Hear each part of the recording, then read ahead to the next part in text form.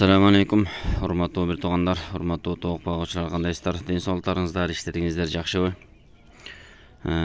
Бул болсо кадимки эле сиздер көрүп турган чымындын личинкалары, орусча опарыш деп да коет. Буюрса муну быйыл көбүрөөк козгойт болушубуз керек бул теманы. Азыр болсо бул негизи кайсы маалда бериш керек муну? Тоокторго кайсыл кезде берген жакшы болот? Мына байкаган болсоңуздар, азыр кээ бирлери чоңоюп кеткен, мына боол. Булар өтө эле уже чоңоюп кеткендегиси. Буларды чоң тоокторго берсең жакшы болот. Ал эми балапандарга бул 3 күндөн ашып, уже бир аз жем жейин деп калган тоокторго, балапандарга бул майда чүйдөлөрүн берсеңиздер, ушулар аябай жакшы болот. Тез торолушуна, чоңоюшуна аябай жакшы жардам берет. Бирок мондай мына боол уже бүгүн кечке чейин уже чымын болуп учуп кетет керек болсо. Бул жерде жашынып атат мени көрбөсө экен деп. Боолар мына уже чымын болоюн деп калды да. Булар уже чымын болот бир канча күн или бир канча сааттан кийин десек да болот. Ошол деңгээлге чейин жеткирбей туруп, буларды өлтүрүп, морозилникке салып кургатып алсаңыздар дагы болот. Кургатып койсоңуздар иши кылып, кандай жол менен болсо дагы же тирүүлөй берсеңиздер деле жеп алат. Анын эч кандай тоокторго проблемасы жок. Анан бирок менде бир проблема эмне болуп атат? Мондай бир жайык идиште чогултуш бир аз кыйынчылык туудуруп жатат. Андыктан ушуларды бир өзүнөн өзү автоматтык түрдө бир жерге чогулуп кала турган кылып бир нерсе жасасакпы деген ой болуп атат. Анын идеясын Таласта Ислам деген байке бар. Ошол байке анча-мынча идеяларын жөнөтүптүр видео менен. Буюрса ошого окшоштуруп бир нерсе жасасакпы деген ой болуп атат. Андыктан чогуу көрөбүз. Анын үчүн бизге 5 литрлик баклажкадан бирөө, 10 литрликтен бирөө, кааласаңар 5 литрлик бул деле боло берет. Андан кийин крышкасынан бир экөө жетет.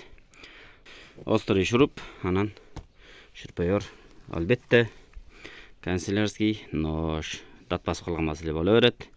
Негизгиси кессе болду. Анан ящиктин бир аз кусогу. Азыр көргөзөм четинен. Биринчи кезекте мунун түбүн кесебиз. Бир аз калтырып туруп, мынчалык бир эки эле кылып туруп кесебиз. Мынакей кусогун кесип алдым. Муну бул аягында мындай крышка болуп берет. Көрдүңүздөрбү? Бул эми кайра дагы бир тешебиз, чымын киргидей кылып. Астына кичинекей мындай сетка коесуздар, жеткирбей түбү жетпеш керек. Себеби мындан курттар нарына карай ылдый түшү керек. Түшкөндөн кийин мына крышка экөөнү бириктиресиздер. Мындай кылып ортосун тешесиз. Бир жакка буралат. Кийин чечем деп проблема кылып жүрбөй. Соң ага бул баклажка буралат.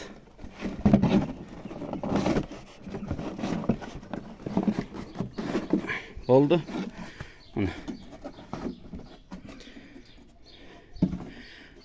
Anan onun içine biraz onçalık dengelde apilka же кургак бир нерсе салып койсоңор жакшы болот.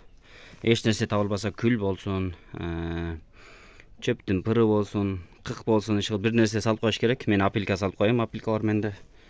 Мындай себеби курттар суу болот дагы жабышып кайра өйдөн карай чыгып кете берет. Эгер кургак бир нерсе себилген болсо, кургайт дагы болду, стенага жабышпайт дагы. Ошон менен ичинде чогуло берет, жыты да кете берет бир чети, кургай берет. Акырын бул жерден бурайсыздар дагы чыгарып аласыз. Крышкасын болсо, мына мындай кылып тешип койдук. Эч кандай кыйынчылыгы жок. Муну мындай жаап коесуздар. Азыр буга илигиш жасайм. Илигиш жасап туруп крышага бир жерге мо жерге келебиз. Мындай кылып. Бул биринчиден үнөмдүүлүктү жоготпош үчүн, экинчиден чымчык жана башка нерселер кирип кетпеш үчүн дагы кандайдыр бир тосмо болот десек болот. Азыр. Мынакей. Мунун бир жакшы жери баягы орусча айтканда возобновляемый источник болуп калат да. Даяр болгондору түшө берет, кайра жаңыдан келе берет. Ошондо 4 кг еттен бир канча эсе көбүрөөк азык алып алабыз. Жөн эле азык эмес, ден соолуктарына тооктор аябай пайдалуу десем болот, бир канча эсе. Мынакей. Арадан бир күн өттү. Мен bir kata getirgen ekemin. Boğul banktın özüne тешик коюп аптырмын. Аба кирип чыга тургандай вентиляция коюп аптырмын дагы. Мынакей. Бул жака бир эле күндүн ичинде курттар жайнап туруп, бирок бул жактан түшүп отуруп, анан былжырап, аба жетпей эзилип кетип, анан суу болуп, кадимкидей бул жери суу болуп калыптыр. Азыр апелькадан салып, кайра бир сер аралаштырып койдум, анан 4 жеринен тешип койдум.